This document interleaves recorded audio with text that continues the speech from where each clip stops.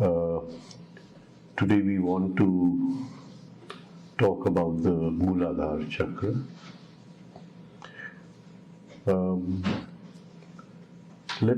How are these chakras made and what is the story behind them?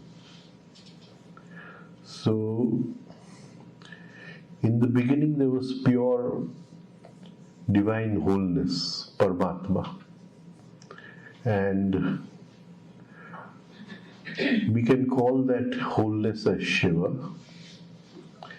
And Shiva had within himself the energy of desire, his Ichha Shakti. And that energy of desire, he wanted to create the universe. He wanted to have creation. So, Shakti was created out of Shiva. Or maybe we can say Shiva and Shakti are one, but Shakti separated from Shiva. And Shiva was only the observer, the one who was seeing, and it is Shakti which made the universe, which created the universe. So Shakti, when she separated from Shiva, she divided herself into 51 packets of energy. And these 51 packets of energy are the letters of the Sanskrit alphabet. And Shiva is Sushumna, so he is rising from down to up because he comes in as an electric current into the body-brain system.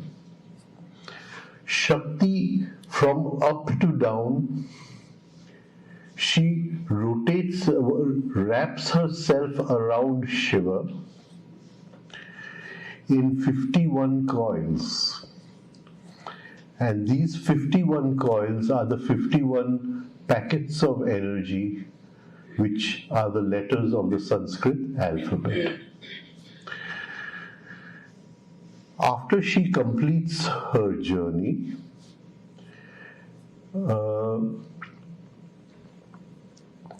she finds that 3.5 coils are remaining, and just above the Mooladhara chakra, on a point where all the nadis start, where all the nadis come out, 72,000 nadis, it is called a kanda, right? Kanda is a bulging like a coconut, this thing. And she wraps herself around that. And she is the sleeping Shakti. The sleeping Shakti, because it is wrapped around a kanda, is called as Kundalini. Now, different systems like the tantric system, they don't have 51 coils, they have 64 coils.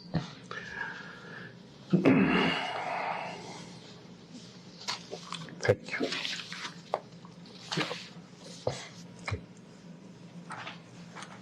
Just push the button. Yeah.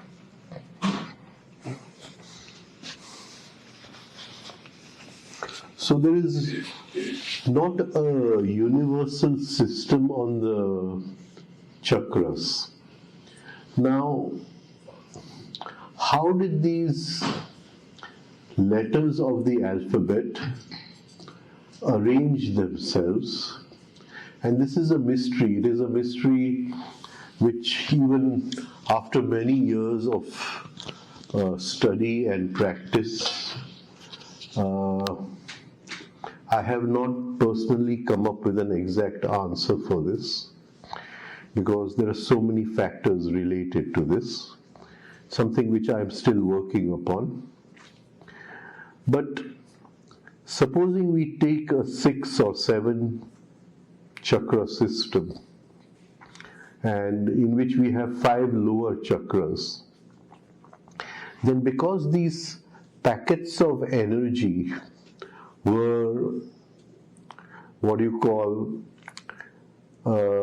related to creation, it is out of these 51 packets of energy that the whole universe and everything in the universe was created. And that is why we say that everything was created from mantra, because it was created from the letters of the Sanskrit alphabet. Right? So even the Rig Veda, starting slokas of the Rig Veda are Prajapati evam idam hasti. First was Prajapati, the creator. Tasya vaka dvitya hasti. Within that Prajapati there was the word, vak, these letters. He had the Shakti, that power of these 51 letters.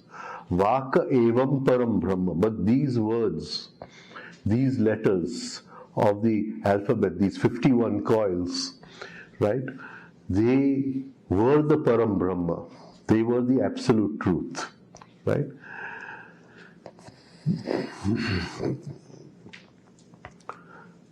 Sa maithunam sambhavat. So the Rig Veda says then he had intercourse with his own words, because she was Shakti, and the universe was created. Similarly, when we turn to the Bible also, if you go to the 4th Bible, because Matthew, Mark, Luke, and the last one, John, right? So he says, in the beginning was the Word, right? Again, he's talking about these 51 letters, right? Whether Christians accept it or not, right? And the Word was with God. Tasya vaka dvitya hasti. He had, the Word was with that Param Brahma. The Word was with God, and the Word was God. Vaka evam param brahma, and the Word was God. As if he's just copying the Rig Veda in the beginning of the 4th Bible, right? And God said, "Let there be light," and there was light, right? So what I'm trying to say, the whole universe was created out of these 51 letters. Tantra adds some letters to these and it becomes 64, and they have a little different system. So there are many systems of chakras, but the most predominant one is the one which we are talking about, the 5 lower chakras, right? And then you have the 2 higher chakras, Ajna and Sahasrara. And of course my guru always says Sahasrara is not the highest chakra, it's just a load of nonsense. There is another chakra next to Sahasrara which is very mystic. Anyway, but we will take these as the 5 lower chakras, and these letters of the alphabet, why did 16 arrange itself round the backbone at at the place which we call as Vishuddhi chakra? Why did 12 arrange themselves around the place which we call as Anahat chakra? So this still remains a mystery, something which I have not really found the real answer. It has a lot of connotations. It is related to the making of sounds in the mouth, the guttural, the palatal, the soft palatal, the hard palatal, the labial, right? So it's something which is a question of deep study. But we see that these, letters, they came around and they formed like what we call as petals of a flower, right? So we have 16 petals at the throat, 12 petals at the heart, right? 6 petals at the, 10 petals at the solar plexus, 2 petals at the generation center, and 4 petals at the bottom, at the, what we call, lower chakra, right? So when they arrange themselves as petals, and because they were packets of energy, and they were vibrating in a certain way, right? There was a certain vibration, and that vibration gave us the feeling of a flower with a certain petals. They gave us the feeling of, so what happens is that when a person is born, right, he comes with this system of these flowers, these 5 flowers, which we call Mooladhar, Swadhisthana, etc. And they are nothing but sound energy arranged in a certain way, and because of the vibration, they look like petals, they look like flowers, right? Now, how did they become chakras? How did they become chakras? Now, we have to see this. So draw it on the board.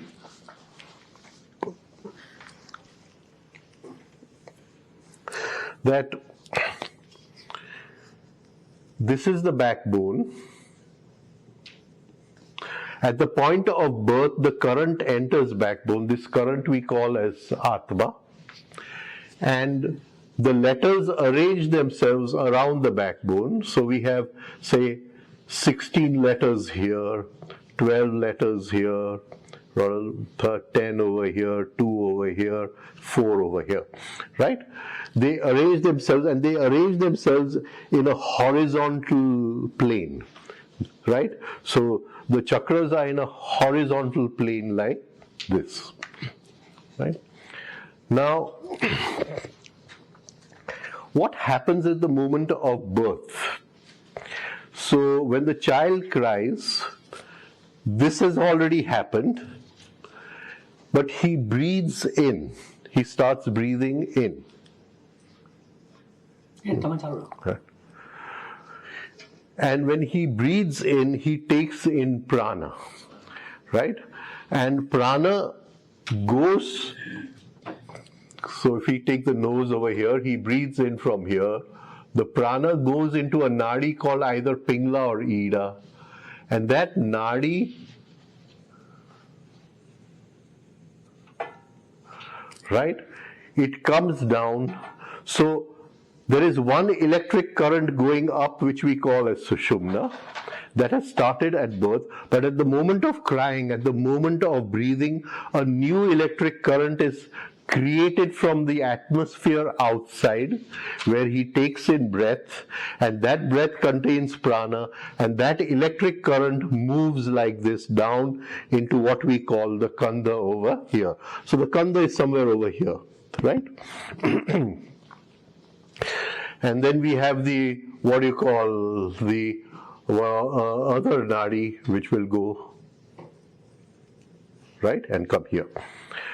Now, because this prana is an electric current, and as an electric current, it creates a movement in this field created by these, what you call letters, right?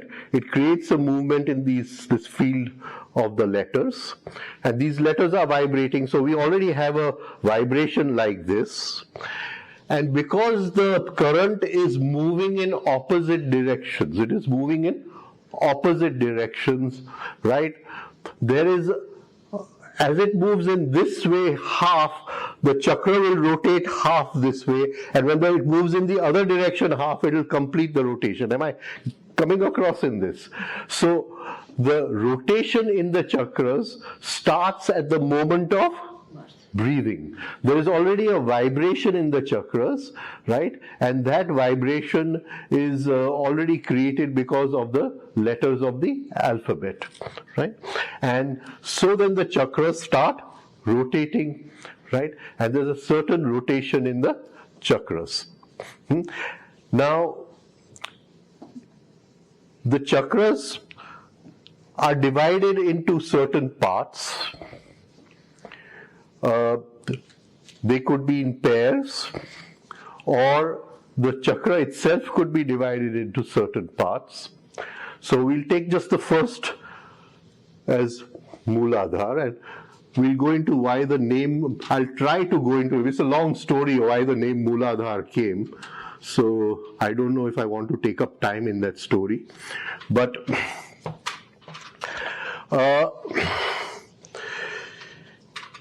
the rotation of the Mooladhara chakra, when you take a vertical axis like this as Sushumna, right, it is always in the anti-clockwise direction, right? Then as we come up to the next chakra, Swadhisthana, right, and it is, now again I'll just have to explain something over here. These locations are not perfect locations. We are not looking at something physical. We are not looking at something which is tangible to the senses, right? The eyes cannot see these chakras. They have to be seen with a different eye, right? So you can't pinpoint the location. But for our purpose, we want to pinpoint the location because we want to work upon the chakras, and that is why we pinpoint an exact location of the chakras. Now, there's the physical body. The physical body. And there is an emotional body. The higher part of the emotional body we will call the astral body. And between these two there is a kind of web. It is a kind of fog. It is made of foggy material, smoky material, right? And it is, the Theosophists call it as the etheric body. The Theosophists call it as the etheric body, and that is the name given by Theosophists. Anyway, it is a web, and normally when we close our eyes and look inside, we only see darkness because this web protects us from our attention from going in. Nature does not want our attention to go in, right? Nature wants the attention to go out only. So it takes real abhyas, real effort to take the attention in and to pierce this web. This web is the web of the 5 chakras. This web is of the 5 chakras. Now, please understand this web, when we look at this web, is that it has 2 connections, this side to the physical body, right, and this side to the astral body, right, or the emotional body, because we have to build an astral body. We don't have a real astral body, we have an emotional body, right? So now on this side where it is connected to the physical body, it will be connected to some main gland and some subsidiary endocrine glands, right? On the other side, it will be connected with certain higher forms of thinking and higher forms of emotion, right? Where you create an astral body through higher emotion.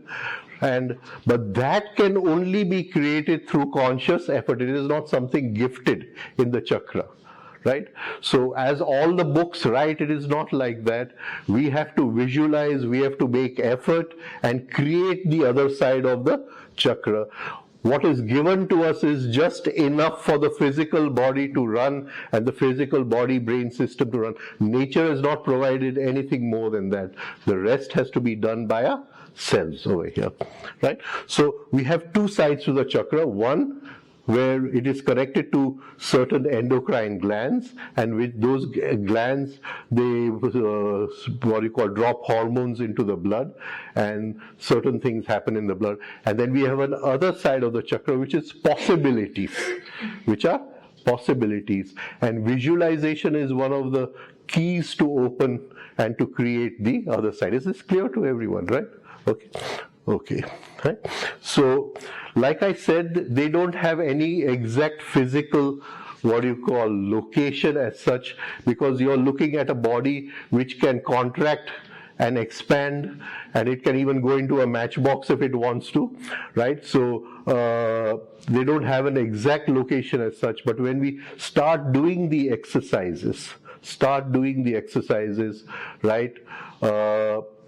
We have to have a physical location to do the exercises, and that is why we visualize the chakra in a specific physical location. Yes, sir. Are the letters also kind of going in a circle or moving, or just The letters are vibrating. Just vibrating?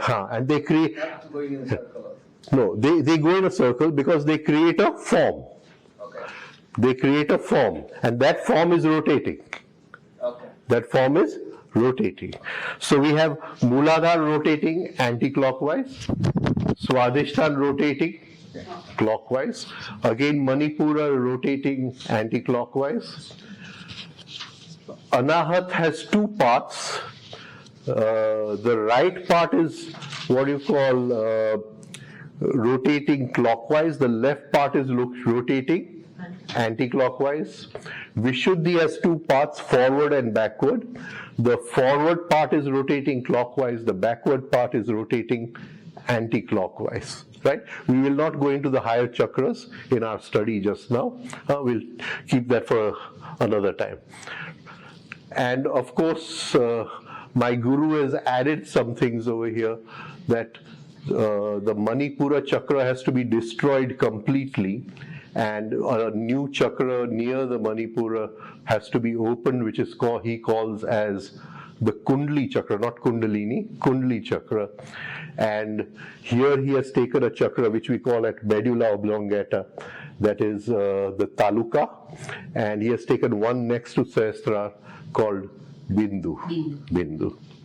I'll just give you something about the Bindu chakra because you may not have heard much about it. We have a couple of examples in history, and one of the most famous examples is that of Kabir.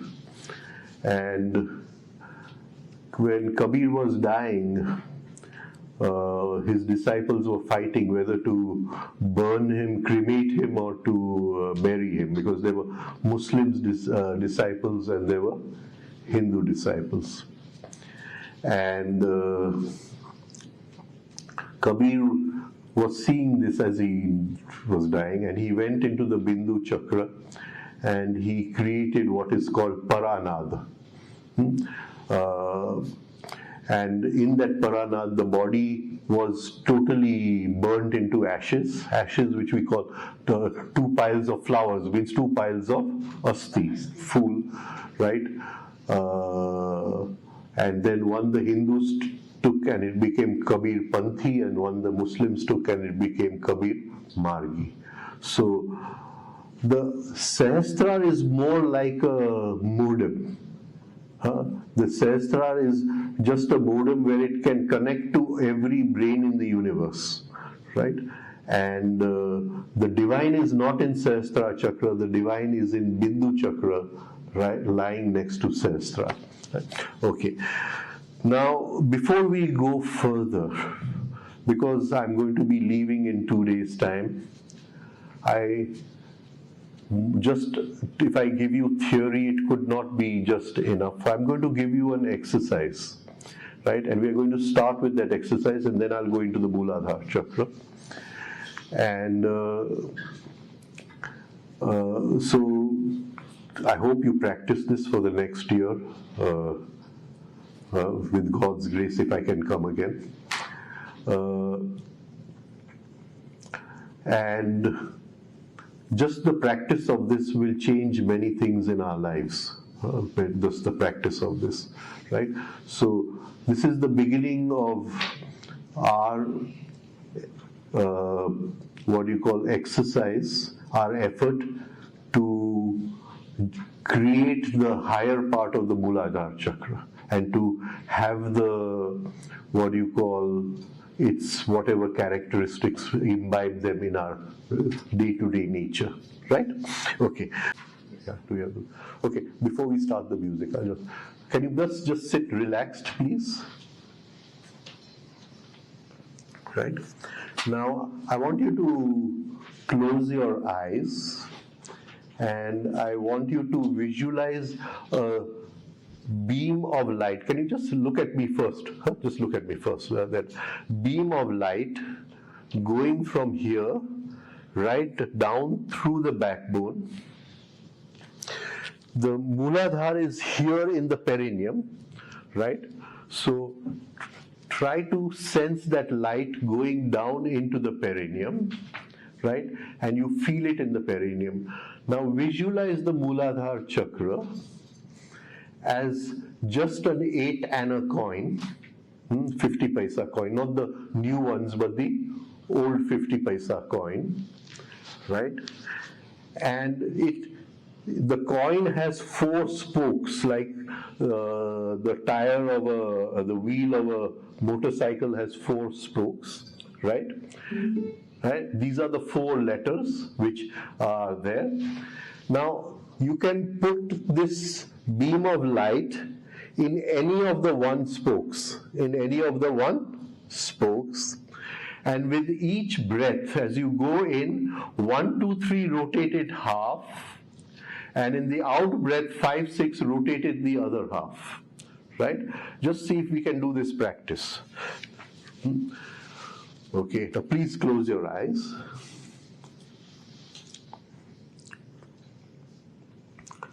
Visualize a beam of light from the crown of the head down into the perineum, a thin beam of light. Bring a little sensitivity to the beam of light, as if you can feel it in your perineum, as a little heat, as if it is touching you there. Try to bring that sensitivity into our visualization.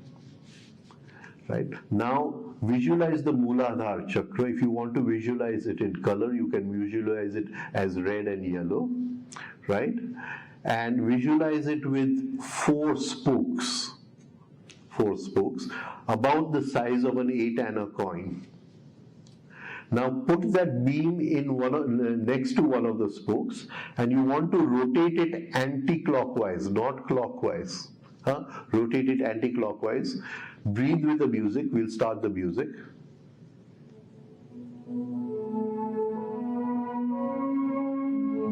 Breathe with the music. 1, 2, 3 in, 5, 6 out. 1, 2, 3, 5, 6. Can you put 1, 2, 3? Can you put 1, 2, 3?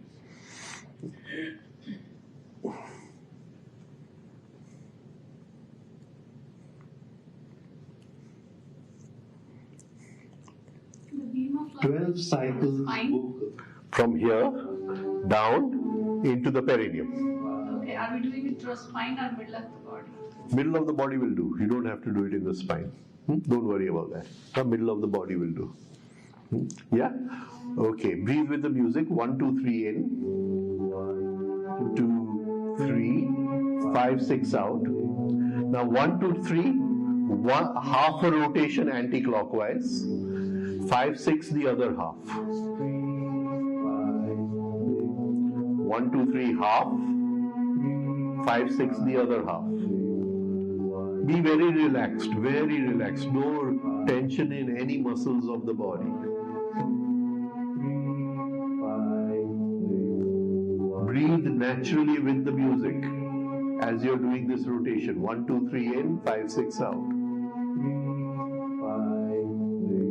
So 1, 2, 3 half rotation, 5, 6 the other half rotation.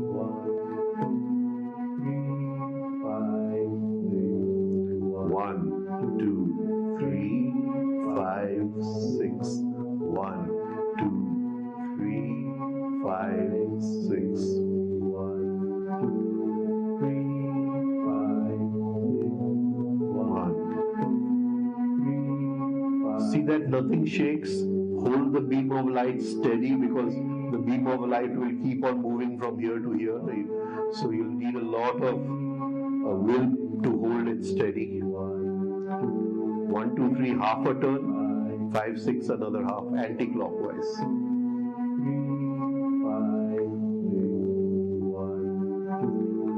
Okay.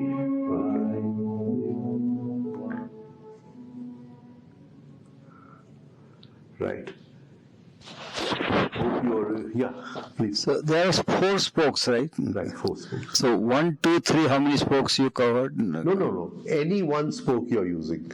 Okay, just stay in that spoke. You just stay in the same spoke. Okay. You're rotating as if you're taking a stick and you're turning another wheel has 4 spokes, but in any one spoke you rotate it anti-clockwise. Similarly, here we are rotating it anti-clockwise. So the second half will go a little faster.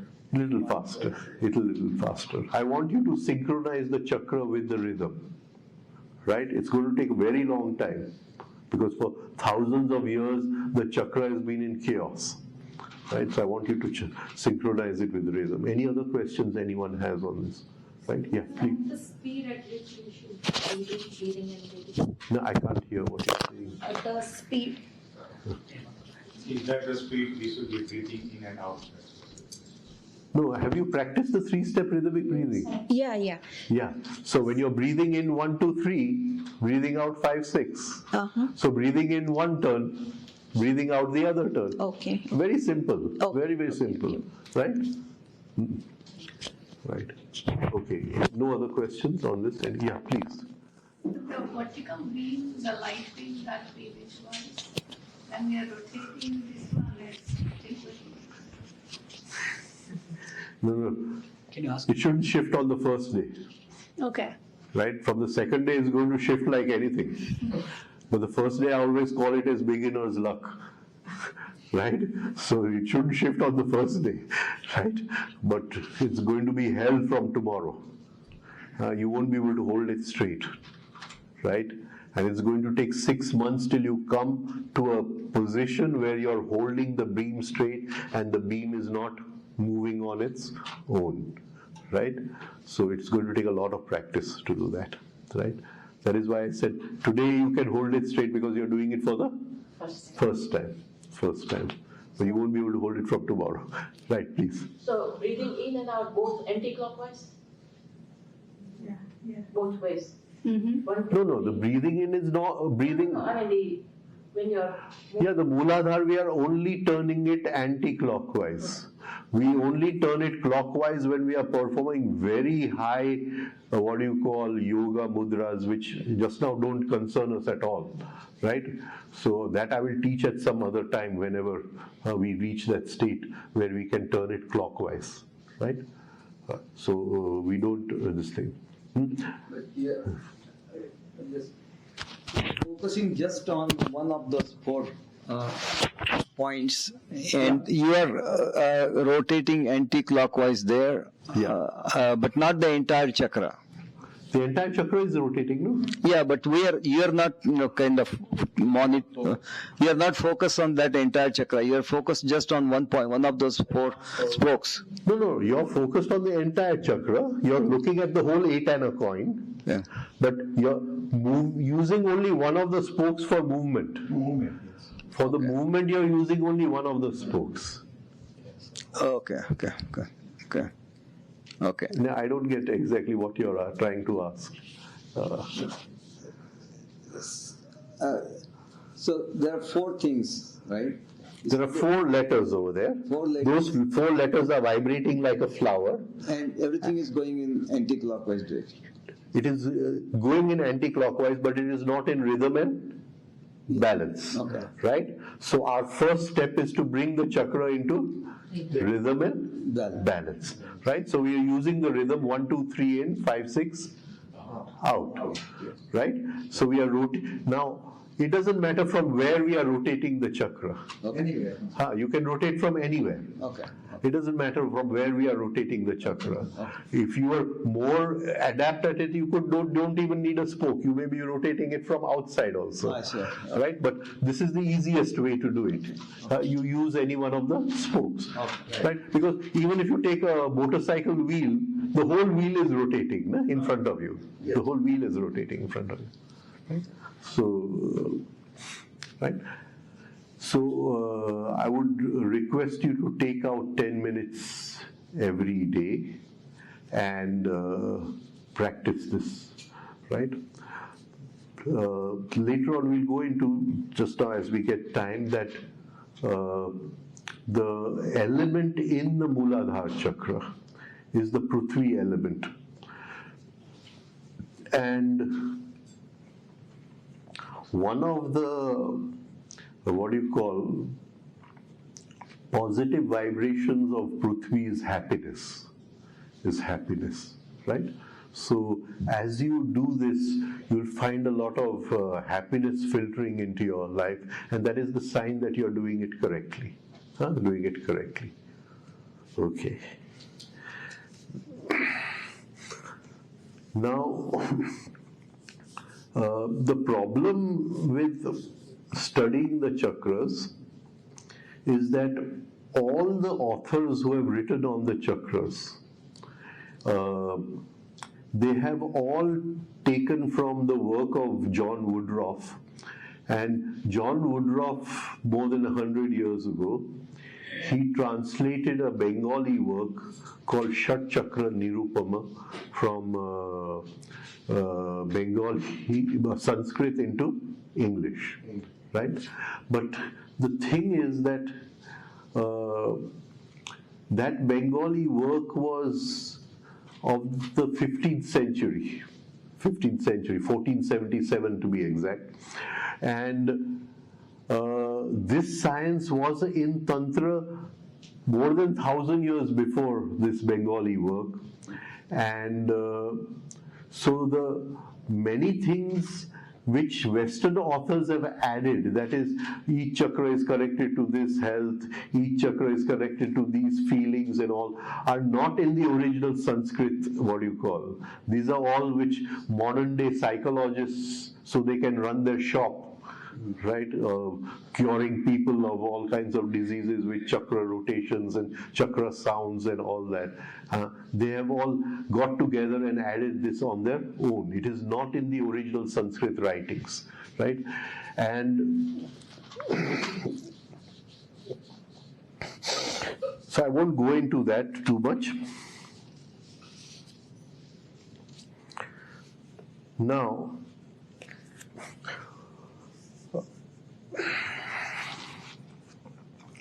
like we said in the last 2 days, the basic pattern in man is to react. The basic pattern of man is to react. And that is react to external stimuli. Now, the Mooladhara chakra is the seat of what we call as the Apan Prana. Right? Apan Prana. Now, try to understand this. There is nothing like Apan Prana. Right? Prana is one. Prana is one. When prana is moving in a downward direction, it is called as apan. Right? When prana is moving in an upward direction, it is called as udan. Right? It is the same prana. Just the movement has been given a special name. When prana is moving forward and backward in a balanced way, it is called as saman. And when prana is spreading like perfume in all directions, that is, when it is moving in all directions simultaneously, it is called as Vyan, right? So the Mooladhara is the basis for prana to go out, apan. Can you understand? Man is, he is sanskared, or we can say he's patterned in reaction. He's patterned in reaction, right? So how about the Udan? Udan's direction? Huh? Udan is moving up. Upward movement is Udan. Sideways movement is Saman. Right? Downward movement is Apan. Right? And what do you call spreading out movement is Vyan. Vyan. Right? So Pran is left and right. Pran is from out to in. Out to in. Apan is from in to out. In to out. So we'll come to that. Pran is a afferent impulse and apan is an efferent impulse. Right?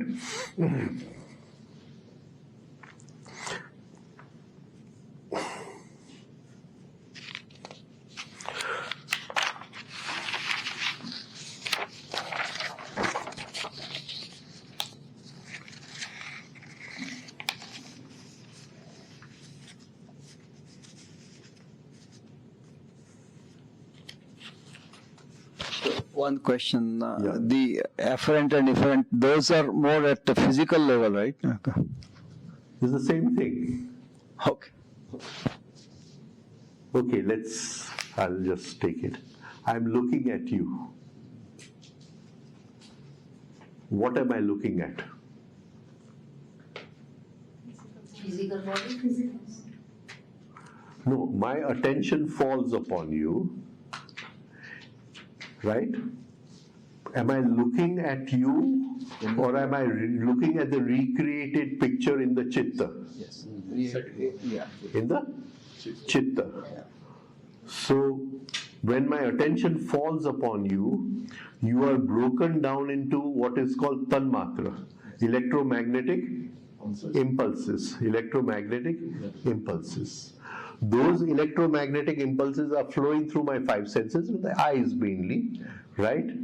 And inside or in the chitta, they recreate your image. I am looking at that image. This incoming prana of electromagnetic impulses is called as prana. Right? Now I'm looking at that image inside, right? And from my memory, something comes to decode that image. Right? What brings that memory, that sanskar, what brings it out to decode the image? Samana. Identical memory pattern. Okay. Samana. Can you get it? What decodes it? Then Vyana decodes it. Then this is Mr. Subness. You get it? The Vyana is decoding it. Right? Then the Vyana sends a message which is called apana, efferent impulse. You came in as afferent impulse.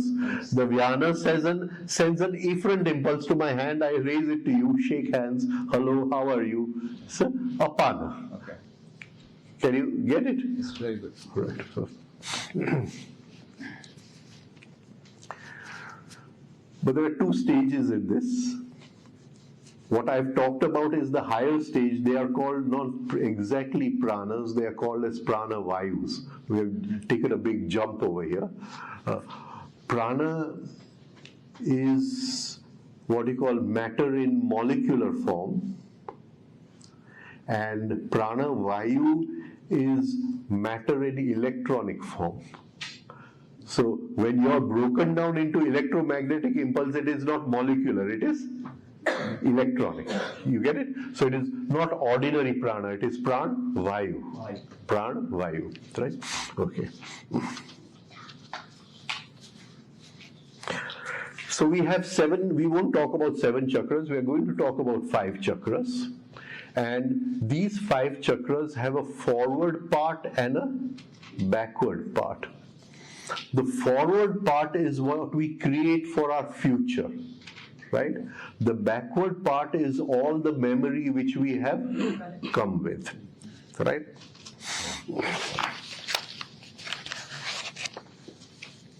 Now, what is the basic function of each of these five chakras? What is the basic function?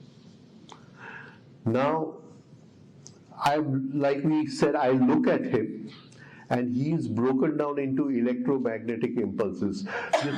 This electromagnetic impulses, it's a very fascinating subject, one of the most fascinating subject in the Indian Shastra, because no other Shastra in the world talks about this, right? Which are called as tanmatras. These tanmatras are of five types. Five types. Again, their names are the same: Prithvi, Jal, Tej, Vayu, Akash. So what is the basic function of the five chakras? The basic function. Why has nature put them there in the body-brain system? Right? So they work as what you call a laboratory. You know, a laboratory, it analyzes. It analyzes.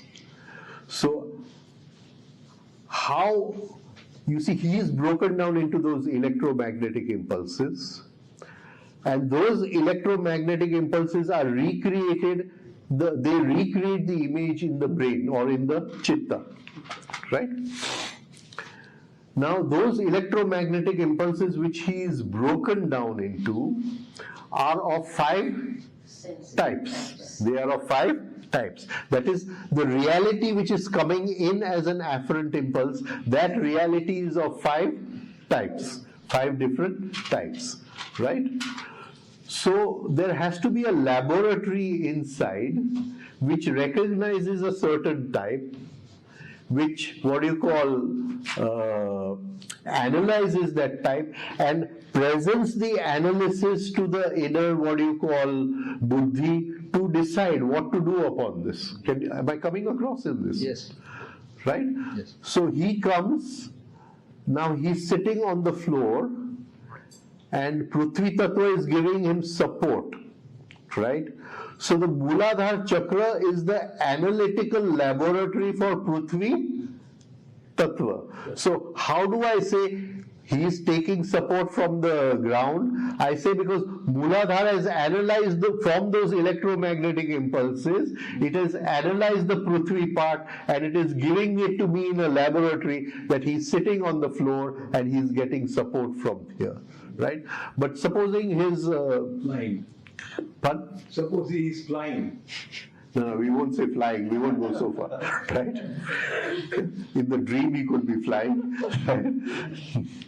It's very beautiful to fly in the dream. Okay, we'll take something else, not flying. But supposing he's sitting there and he's in this kind of thing, right? So, so the impression comes in as electromagnetic impulses, and the Manipur chakra decodes by there's a fire element over there. Is he angry? Can you understand what I'm trying to? So who has decoded that? The Manipur chakra has decoded that. Right? We'll take flying in another way. Right? Now say you see someone and you may be meeting that person after many days, and you see his face has become so dark, the aura has become so dark, and you say, are you in depression? Or, something like that. And this is all of us have these experiences, right? So who has analyzed that and presented it to the inner buddhi? Can you understand? Right? So it is the Vishuddhi chakra which has analyzed the, sky element, they analyze the, ether element, right? Akash Tattva, and it says he's holding a lot of negative Akash, it looks like he's in depression. Can you understand? Right? So the basic function of all the 5 chakras, they are rotating all the time. They're rotating because of Ida and Pingla, and they're vibrating because of their letters of the alphabet over there, which are vibrating at a certain sound, and they are taking in these incoming tanmatras, incoming tanmatras, and analyzing them and presenting them to the inner buddhi inside. And this is what we call in the Shastra as darshan. Darshan.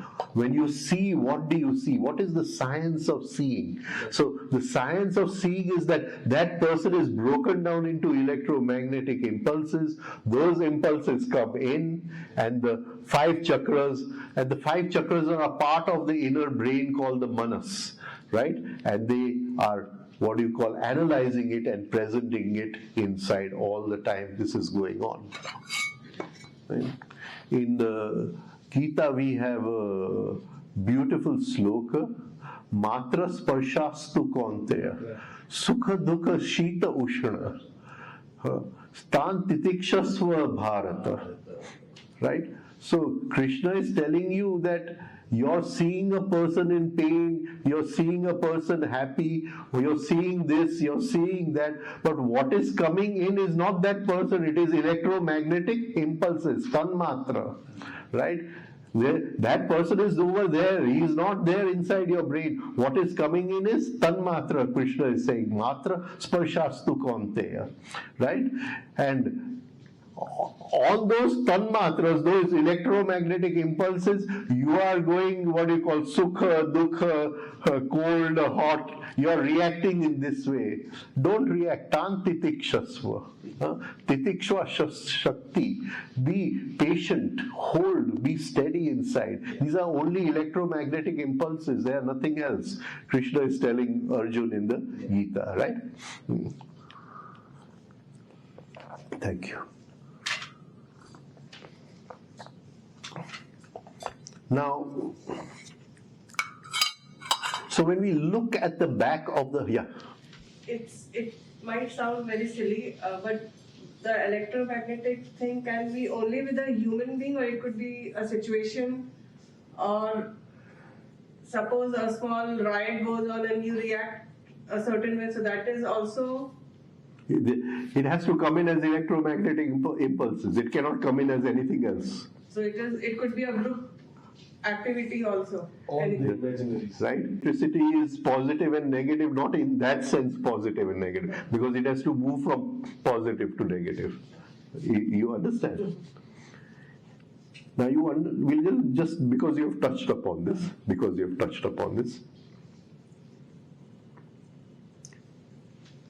can you understand the importance of working with negative emotions?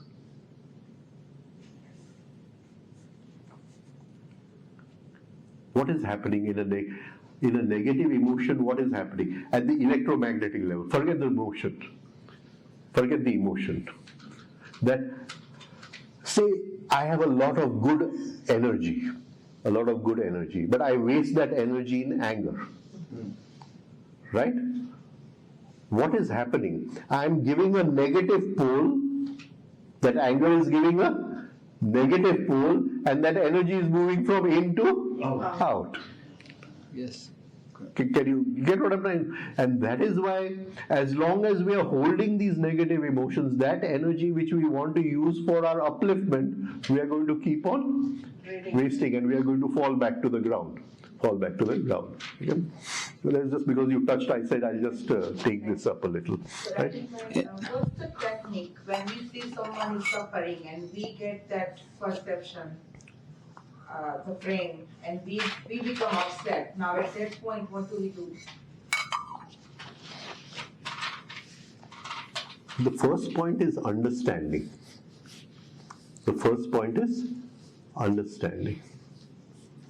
And the problem is that we are not really sympathetic to the other person. We are frightened that if we are in that situation, it is fear.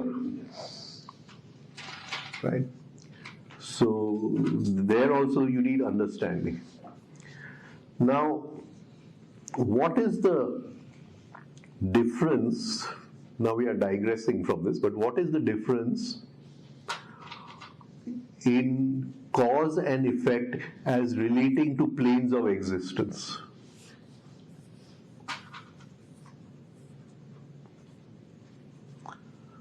Supposing I say that she is in a certain situation.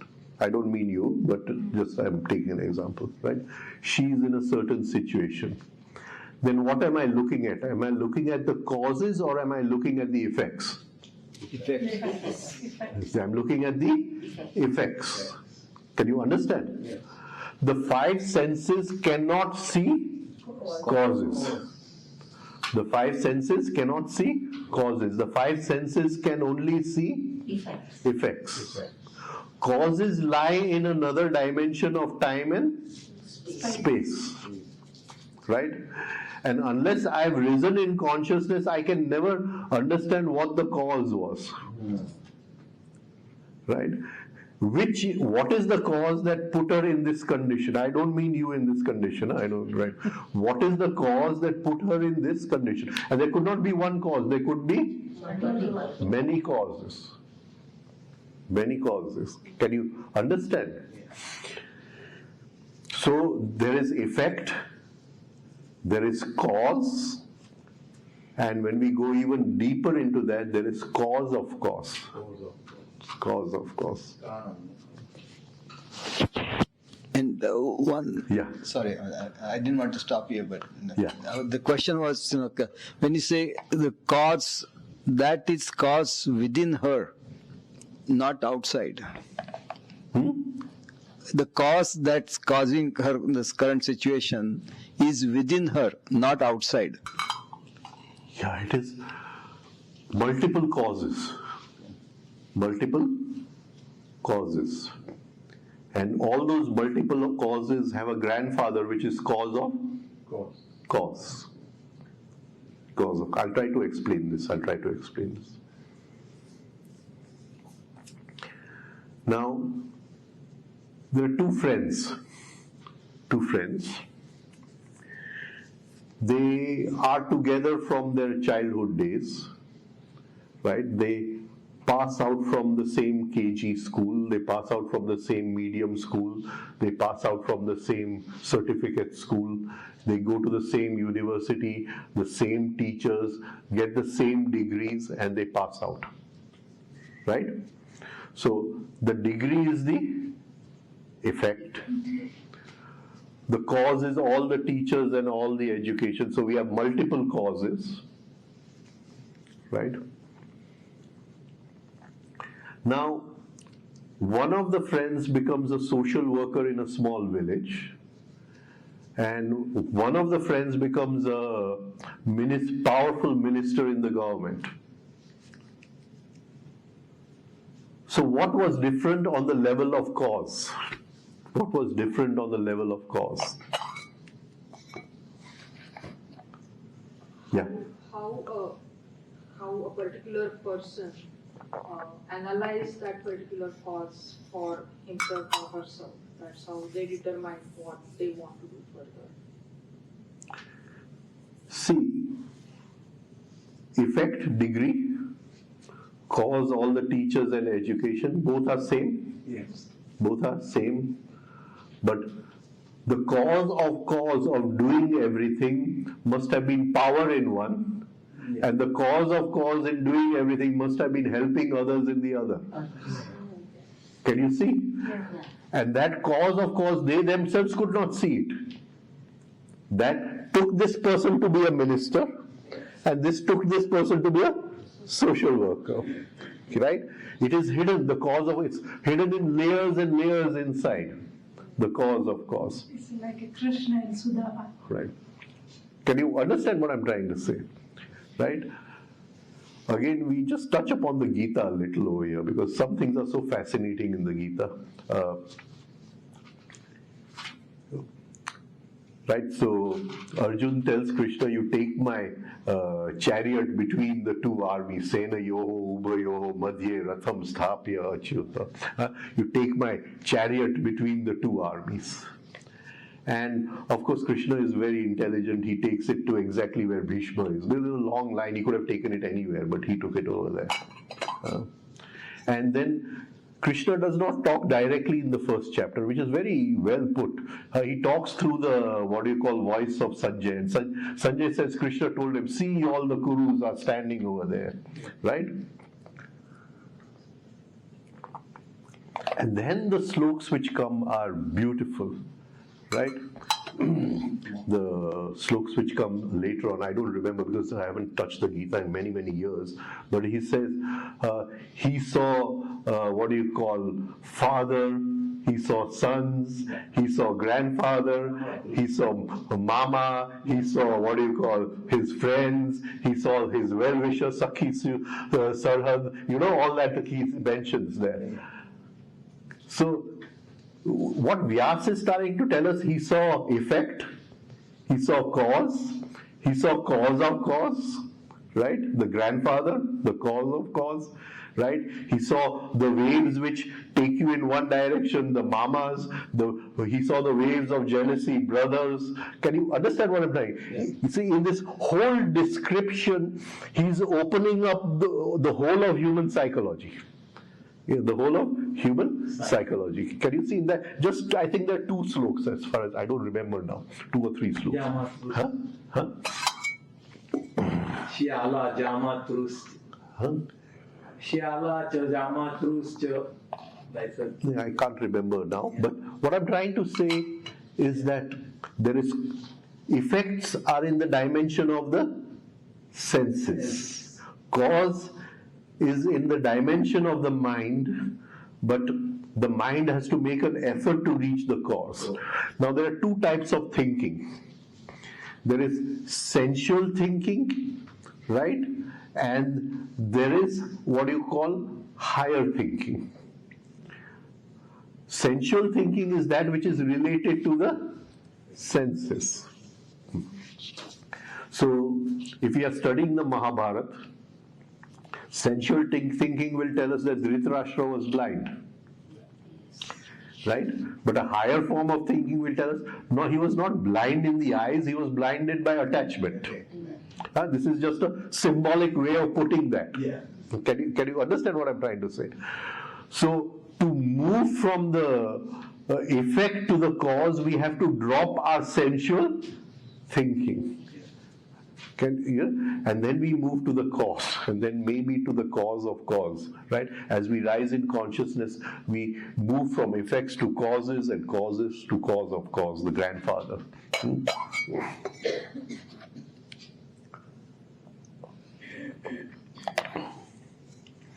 Right.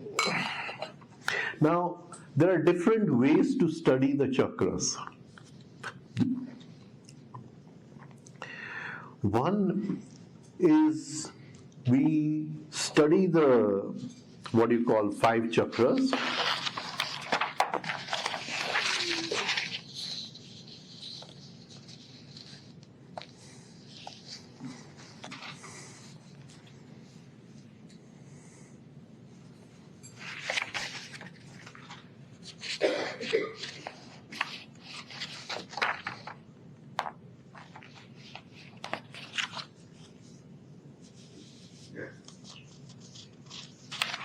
One minute. Actually, I'm not used to this.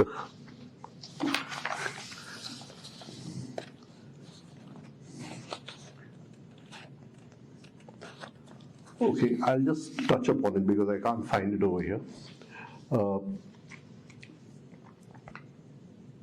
If we want to study the elements which go into creation, then we study the chakras as 5 chakras. But if we want to, there's a higher form of study in the chakras where we relate the chakras to certain deities. So if we are relating it to a certain chakra to expanding consciousness, then it is Brahma. If we are relating it to the piercing consciousness which moves through everything, then it is Vishnu, right?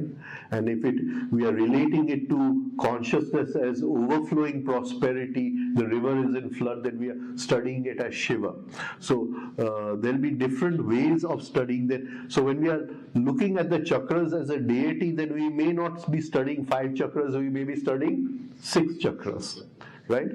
Then we may be studying the chakras as energy, that is the kundalini lying over there, and what happens to that kundalini, right? And so we can study it in that form. So there are different approaches to studying the chakras, and we can also, these 51 packets, each sound evokes a certain inner state, evokes a certain inner emotion, evokes a certain inner posture, and so we can study it in that way.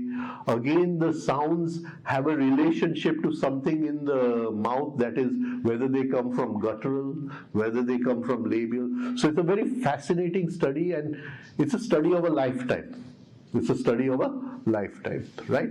So what we are taking is just a very general overview over here, very, very general overview, right?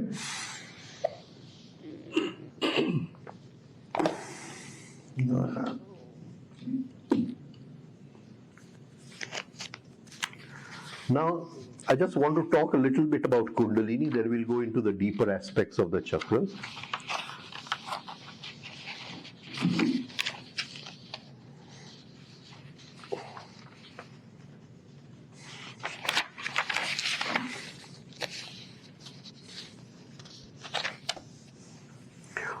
what does Kundalini mean? That 3.5 turns that Shakti came and she wrapped herself around the backbone 51 times, creating the 5 chakras, right? And creating the different petals in all the chakras. And then we have Ida Pingla giving it rotation. And then there were 3.5 turns, right? And these 3.5 turns were wrapped around the Kanda. And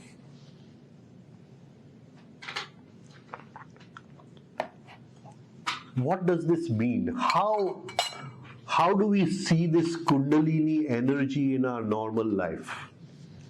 How do we see this Kundalini energy in our normal life? And what relationship will it have with karma? What relationship will it have with karma? It's called Shesha. It is called Shesha. Sesha. It is called Sesha. Beautiful. Very well said. Very well said. What does Sesha mean? Remainder. What does Sesha mean? Remainder, right? The leftover, right? So there are 2 forms of Kundalini. One is the pure energy of Kundalini, and the other is the energy of Kundalini trapped in patterns or in sanskar. Now, the Kundalini trapped in a pattern is called as Kula Kundalini, right? And the Kundalini which is free of conditioning is called as Kundalini, right? So, if it is conditioned energy, it is Kula Kundalini. If it is unconditioned, pure Kundalini energy, it is Kundalini, right? Now, supposing we meet on the road, right, and we are talking about something, and then you go away, and I say, it could have been like this, it could have been like this, I could have put it better like this. What has happened? What has happened? You're doubting yourself. Something remained after that. Pardon? Something remained. Something remained. There was a sesha. There was a sesha, right? And that sesh is the seed for repetition. Can you understand how karma is born? Right? That sesh is the seed of repetition. Right? Now,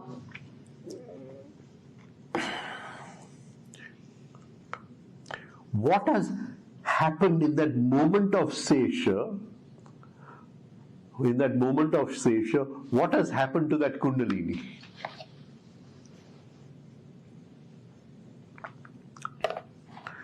I think in my old age, I'm becoming very slow in explaining everything. Very, very slow. What has happened to that Kundalini? It has been, what you call, trapped in a packet. The energy of Kundalini has been trapped in a packet, which is a seed for repetition tomorrow. Right? So, it is from Kundalini, it has become Kula Kundalini. Kula Kundalini. Right? Now let's look at it in another way. That I meet you, and in that moment I sense irritation coming up, right, with you. And I pause that irritation. I look at that irritation. I become conscious of myself, and in that very encountering of that indication with the light of observation, the darkness of the irritation goes away. The pattern dissolves. The energy becomes free. From Kula Kundalini, I have made Kundalini. Can you understand? Now, this is every moment of our lives. This is not some practice to awaken the Kundalini from some, yogasana and all that, right? It has nothing to do with that. It has nothing to do with that. Every moment you can awaken the Kundalini, right? And if you don't awaken the Kundalini in that moment, then the Kundalini is going into pattern. Pattern, Kula Kundalini, which will become a seed for future repetition. You are bound by that future repetition, right? I don't know if I've come across in this. Yes. You understood this. So, you don't need any special yoga to awaken all the Kundalini. It is every moment of our lives, every moment, in every action.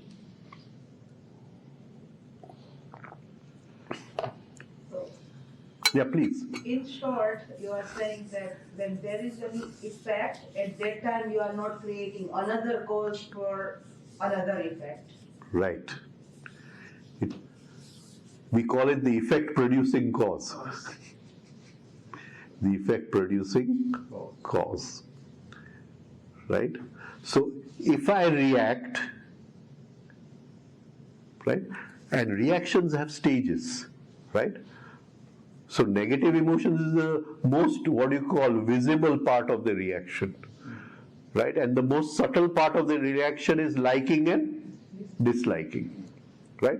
So reaction moves from the most negative part to, right, liking and disliking.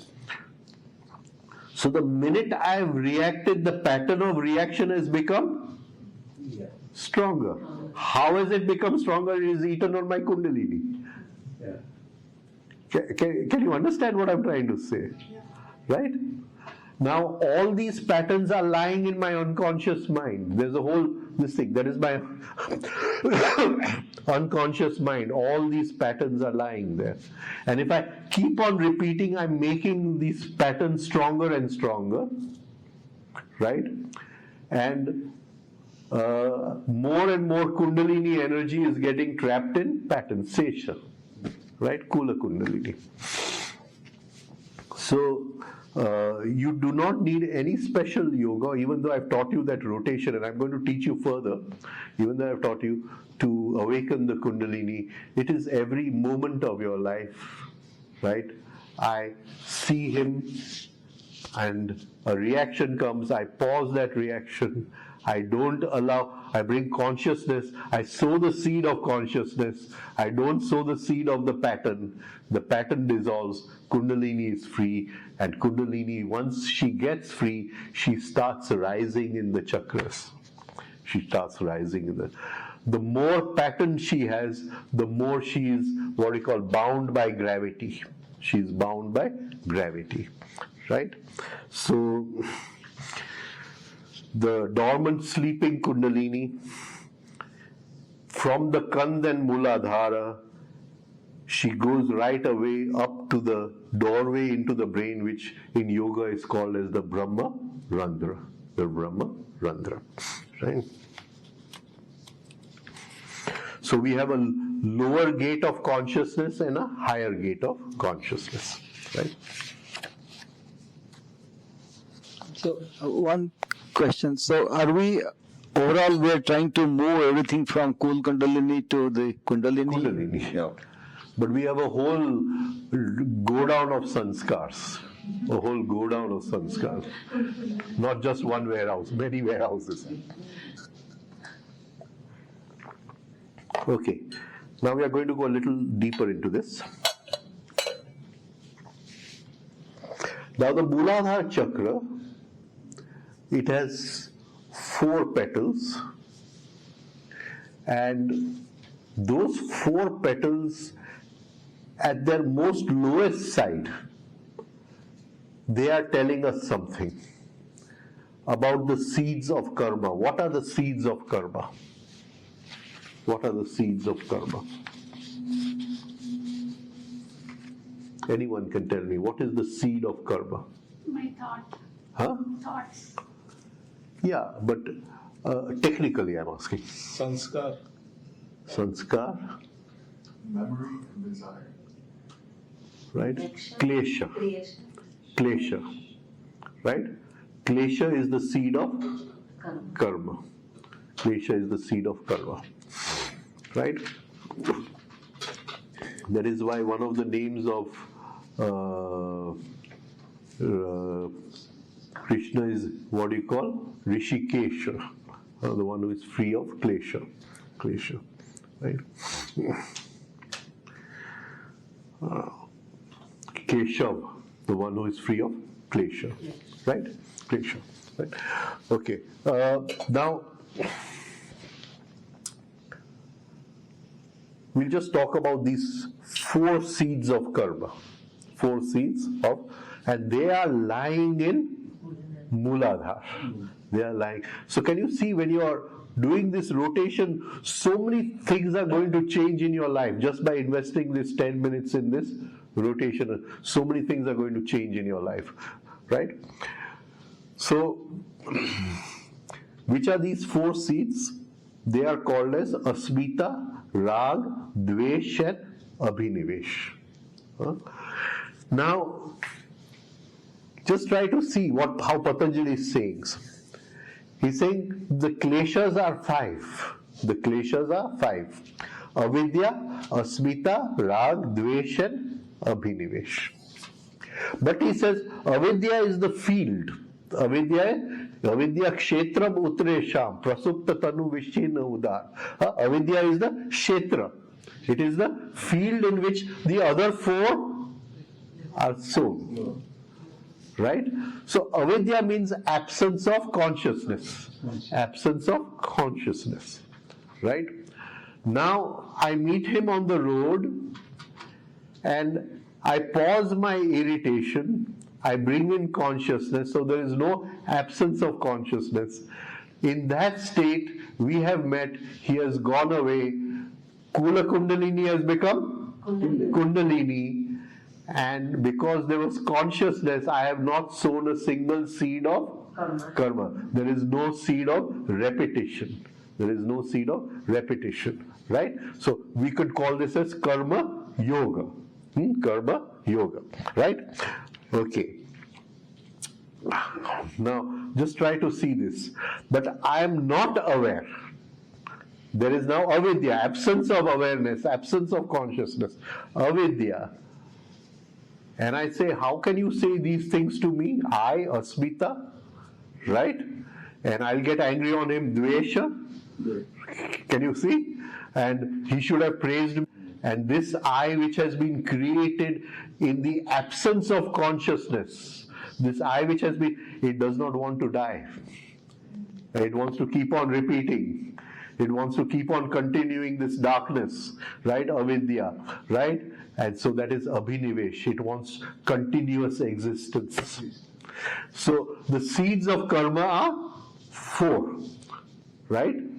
Asmita, I, me, personal, raga, attraction, dvesha, repulsion, and abhinivesh, fear that I will die. The ego will die, not the body will die. Of course, that becomes a part of that fear, because all fears will come in that. Is this clear? So these are the 4 seeds I am sowing at any moment. Now, these 4 seeds, the whole of humanity suffers from these 4 seeds. And they are lying in the Mooladhara chakra. They are lying in the Mooladhara chakra. The 4 petals. Right? So, in the old days, we used to have cassettes. I don't know if any of you remember. We used to have cassettes. And if you go to a cassette factory, he will make reproductions of one master. Reproductions of one master. Right? So if you want to destroy that person's business, if you burn all his copies, he'll just make new ones. Right? But if you burn the master, then he can only sell whatever he has in his godown and he can't make new ones. Right? So the masters, these 4 masters are lying in the Mooladhara. If you can burn those 4 masters, you won't create new karma You may have to live some old karma for some time, whatever, but you will stop creating new karma, right? And those four masters are lying in the Muladhara chakra, right? So very important, we understand the Muladhara chakra, and we are going to start this rotation every day for 10 minutes, right? So one question, the Kunda and Muladhara chakra. Is Kunda part of Muladhara chakra? Pardon? The Kunda. The Kanda. Kanda. The Kanda. Is it part of Muladhara It's chakra? just above the Muladhara. Okay, so it's not part of it, but it's just. In some cases, we can take it also as a part of the Muladhara chakra, because I'm going to be explaining the chakra now. Okay. Yeah. So in that, I may take it also as a part. So is Kanda physical in nature? Or? None of this is physical in nature. The 72,000 nadis start from the Kanda, right? And we will see we have 4 petals. So 4 main nadis will come. Then you'll see 8 spears. That 8 upnadis will come, and these will create 12 different urges in the Muladhara chakra, which I want to take now. So at the bottom of the backbone, we have that triangle thing, right? That's where That triangle is the, what do you call, last tailbone. and And the tailbone is in a triangle called the perineum, yeah. right? And in the perineum is the Muladhara chakra. Again, like I said, this is not physical. So it could be rotating anywhere. But for our, what do you call, practice, we have to visualize it over there. We have to visualize it over there. Yeah. Can these chakras be experienced or felt?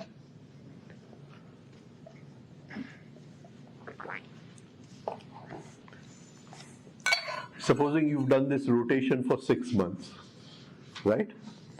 And suddenly you find that you're not feeling hate for anyone. Are you feeling the effect of the chakra? Yes. Can you understand?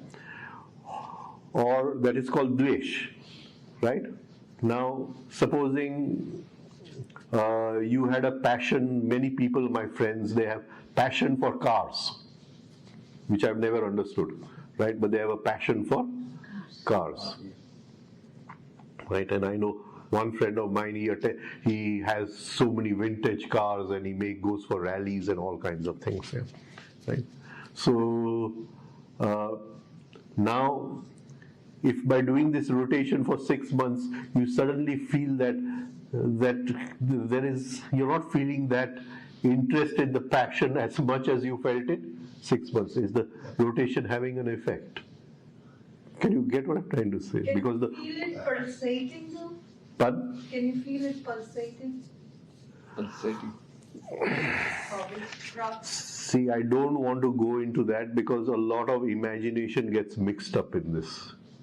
My thing is that you can feel it, no doubt about it, but I don't want to classify those feelings also. Has it transformed my normal day-to-day living?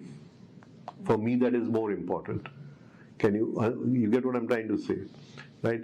Do you see the effects in your normal day-to-day living, right? And you see the effects of the 4 master files, right? Suddenly the feeling of I is not so great.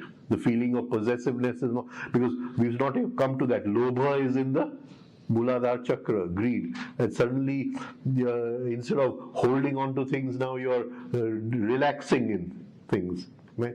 For me, that is more important. That does it transform our lives?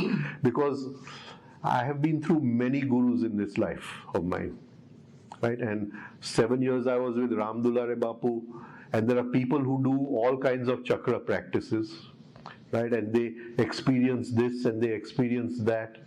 But in their normal life, when they're talking to their wife, they'll suddenly get aggressive. Now, what is the point in that experience? It has no meaning at all. Can you understand? Unless it has transformed my day-to-day living, unless it has brought consciousness to my day-to-day living. And I'm very sorry to say, I've been into all the ashrams also in India. The people who suffer the most from negative emotions are our gurus.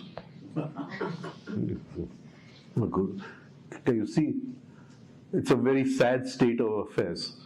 Here they're doing all kinds of chakra practices, right?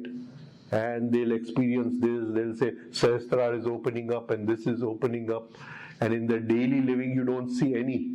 You see the muscles of their body, they're as tight, holding on to all kinds of knots. Can you see? Nothing has changed in their life except the experiences. Now what is the value of those experiences? Nothing. It would be very silly when we were talking about the masters and the copies, and we used, like, as you brought that, like, cassette thing. So we could, like, copy from one another. So it could be the copy to copy. Yeah. So I mean. Now I'm just giving you an example.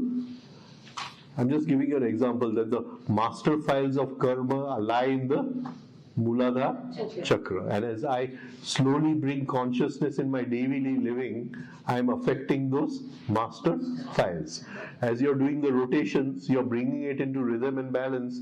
Right? Those master files need avidya, the farm of the field of avidya to express themselves. They cannot express themselves because it is in rhythm and balance. Can you understand? I have to be attracted to something for the file to be active. But if I'm not attractive, if I'm in a steady rhythm, sanyam, what they call, can you get it? Then the file cannot work, right? And slowly as you destroy that file, right? Then a copy can be made, but you have to fall to that level of unawareness for the copy to be made. Can you? There is the possibility. I'm not saying there is no possibility. The possibility is there, but it's a rare possibility. A person with normal intelligence will say, I don't want to go back into that state. Can you understand? Yeah. Take it, forget yoga, forget consciousness. Supposing in your young days you've lost a lot of money in business, right? And then again you recover and you come out in business. Then you will always be aware that I don't want to go back. In normal life we are talking about. Normal life, I don't want to go back to that state. Can you understand? Yeah. It happens. Donald Trump went into liquidation 7 times. It happens, but right. So, what do you call? Normally we would be aware, not to. So the same thing in yoga, right? As we rise in awareness, as our consciousness expands, we would not like to do something which would make a copy into a master file, right? Thank you for explaining that. Such a related and practical way. Okay. Now we'll just take the visual representation a little.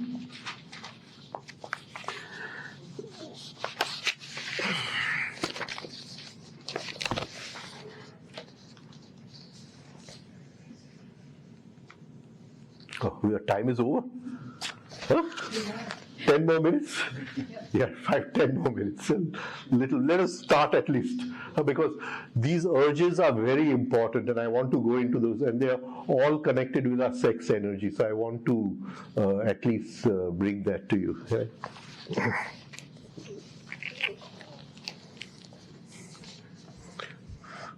So we see the 4 letters, they are vibrating.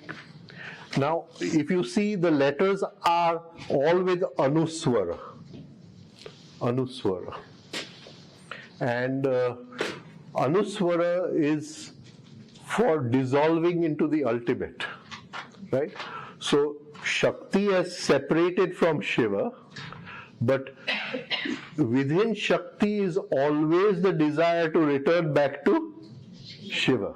And that is why when you say Va, right? But you say Vam, right? Then it is, you're dissolving into that emptiness, back again, into Shiva, back. So every letter will have an Anuswara. I don't have time this time, otherwise I would have taken how each letter creates a certain atmosphere inside. Each of these letters create a certain atmosphere inside. Right. Okay, I'll bring that printout tomorrow. So then you can copy that printout. Right? Okay. Now, you'll see that they are surrounded by red color. They're surrounded by a red. I hope you can see from there, right? Red color. And red is the color of passion. Red is the color of passion. Now, I want to go into why the name Mooladhara. Can I take that? Then I'll take this little tomorrow, because that will explain the passion. That passion is taking the energy out. Nature has put passion over there for a special purpose. So I'll just take a certain story that nature wanted to create life on the moon. Life on the moon. Right? Now we're taking this from Gurdjieff. And that is the only purpose of nature. That where there is no life, to create life. So the sun's energy directly going on the moon would not work to create life on the moon. So first nature created the plant kingdom, and the plant kingdom absorbed energy from the sun, transformed it in the plant, and when the plant died, it released that energy and it went to the moon. Then the divine engineer says this is a too slow process, it's not working properly. So he created the animal kingdom, right? And animals have some basic kind of emotions. In animals, some of the mothers look after the child, and etc., etc. And so animals are also eating from the sun, right? And they are releasing energy to the moon. And when an animal dies, it releases a lot of energy to the moon. But then the divine architect said, this is also not working properly. We got to think of something else. So he first created man. And the first humanity that was created was like a synthetic humanity. Right? And man also eats from the sun, right? And he releases to the moon. But he says, still it's not enough. Right? This synthetic humanity does not have a proper feeling of I. Does not have a proper feeling of I. So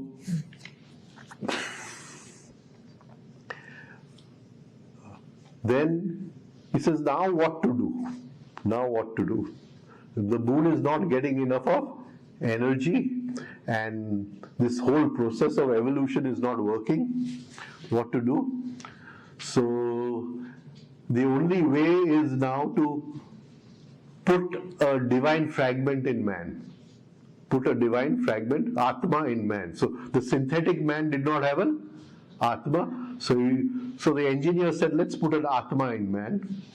And, right, so man will then have a feeling of I separate from you, right?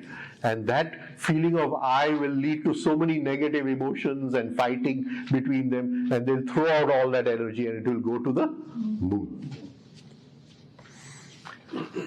But the problem was that when they put in this divine fragment, two possibilities were there. Either man remains a machine to feed the moon, or now the man had the possibility to become divine, God. Right? So by putting that inside, this possibility of growing up to become divine, that is all what we are trying to meet here for. Right? Otherwise we are just food for the moon. Otherwise we are just food for the moon. Right? So, Nature is not interested in what man growing up in consciousness. Nature is not. Every time somebody grows in consciousness in the Shastras, Indra sends what do you call Menka or someone to divert him, let him fall back to the earth, right? Let him fall back to the earth, right?